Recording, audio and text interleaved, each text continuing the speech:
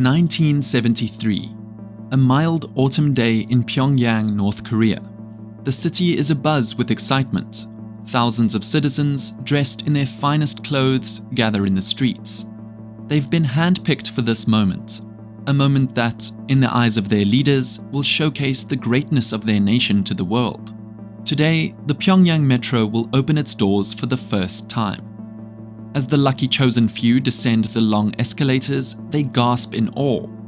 They find themselves not in a simple subway station, but in an underground palace. Magnificent chandeliers hang from high ceilings. Intricate mosaics and grand murals cover the walls. Marble pillars rise majestically. This is no ordinary metro. This is a statement. But what exactly is that statement? And why would a nation, often associated with poverty and isolation, build such an extravagant underground system? To understand, we need to go back. Back to the aftermath of the Korean War.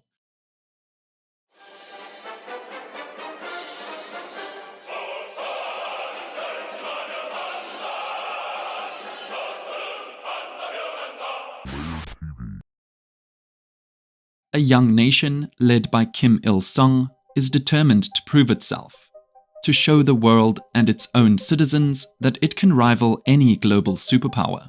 In 1955, Kim Il-sung visits Moscow. He's impressed by the Soviet metro system, with its grand stations often described as palaces for the people. An idea begins to form. If the Soviets can have underground palaces, why can't North Korea? Fast forward to 1968. Construction of the Pyongyang Metro begins. It's an ambitious project, to say the least. The city sits on rocky terrain, making excavation difficult. But difficulty has never stopped the North Korean regime before. For 5 years, workers toiled day and night. Many are soldiers, reassigned from military duties to this critical infrastructure project. The work is dangerous. Cave-ins are a constant threat. The exact number of casualties is unknown, buried in secrecy like so much else in North Korea.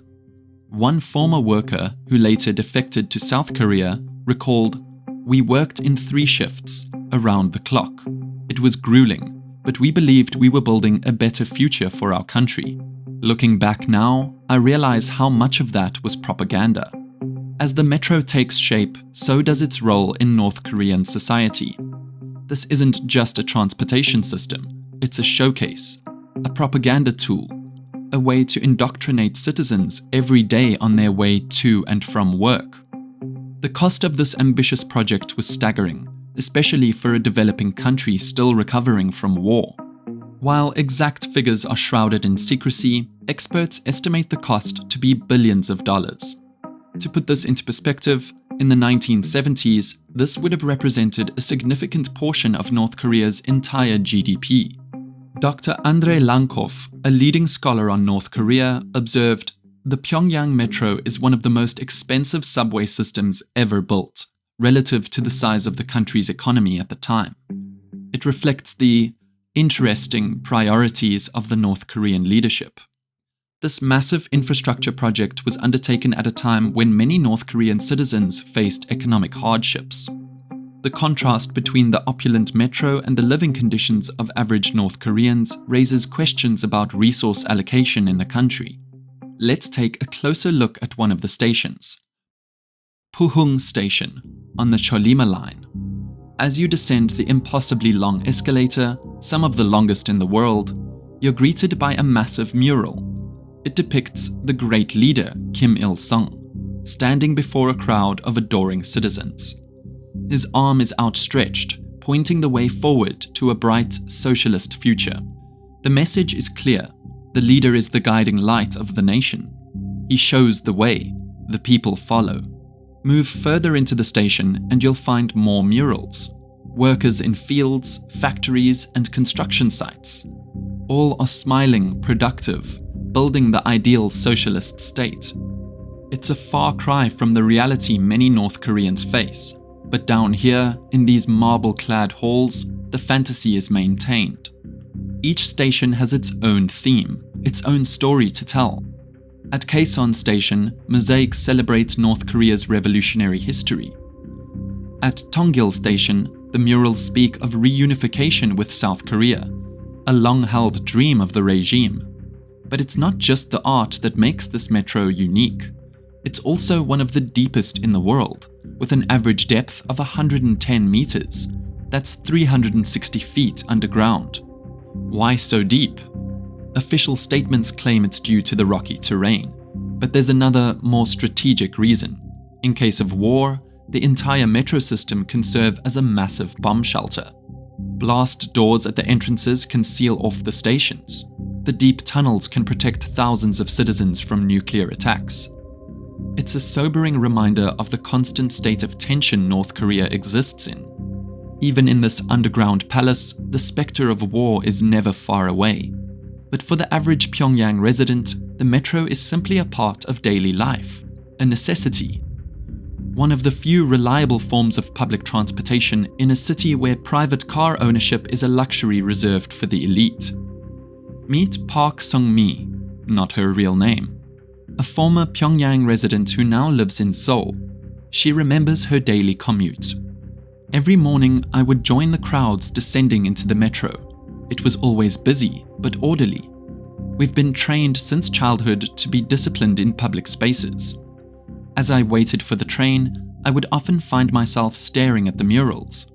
They were beautiful, even if I knew they didn't reflect reality. It was a moment of escape, I suppose.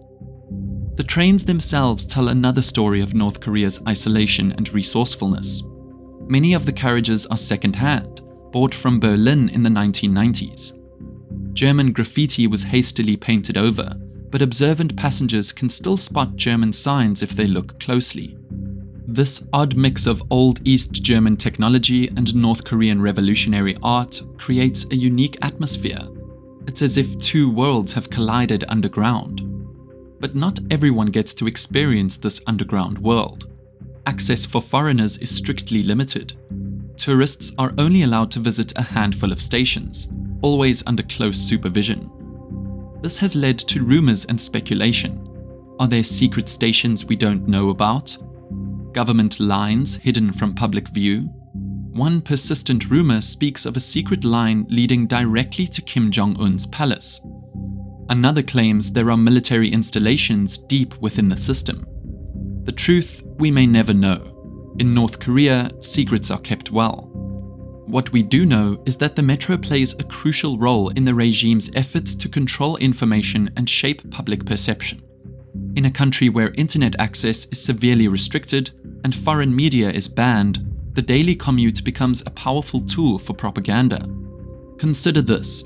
Every day, hundreds of thousands of Pyongyang residents spend time in these stations. They're surrounded by images of national glory, of happy workers, of wise and benevolent leaders. The message is constant, inescapable. But cracks are beginning to show in this carefully maintained facade. In recent years, there have been signs of change. In 2015, new trains arrived from China, slowly replacing the old East German carriages. It's a small modernization, but a significant one in a country that often seems frozen in time. And as more foreigners are allowed to visit, more images and videos of the metro find their way onto the internet. The world is getting glimpses into this underground world, chipping away at the mystery bit by bit. Yet, for all this change, the core purpose of the Pyongyang Metro remains the same. It's still a palace for the people, a daily reminder of the regime's power and ambitions. It's still a bomb shelter, a safeguard against a war that North Korea insists could come at any moment. As we conclude our journey through Pyongyang's underground palaces, we're left with a complex picture. The metro is a marvel of engineering, a feat of human determination. It's beautiful in its way, with its grand murals and gleaming marble, but it's also a reminder of the lengths to which an authoritarian regime will go to control its narrative. Every tile, every painting, every statue is carefully designed to reinforce the state's message.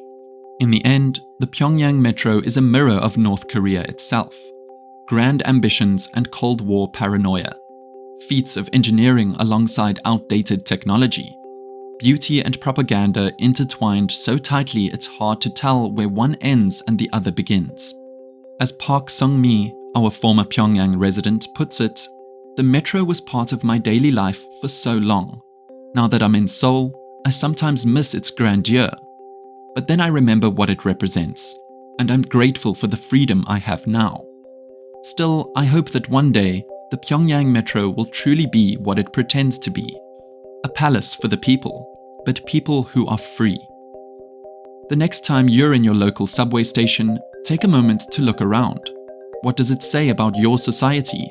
What messages are hidden in plain sight? And be grateful for the freedom to ask these questions. Because in Pyongyang's underground palaces, such questions are luxury few can afford.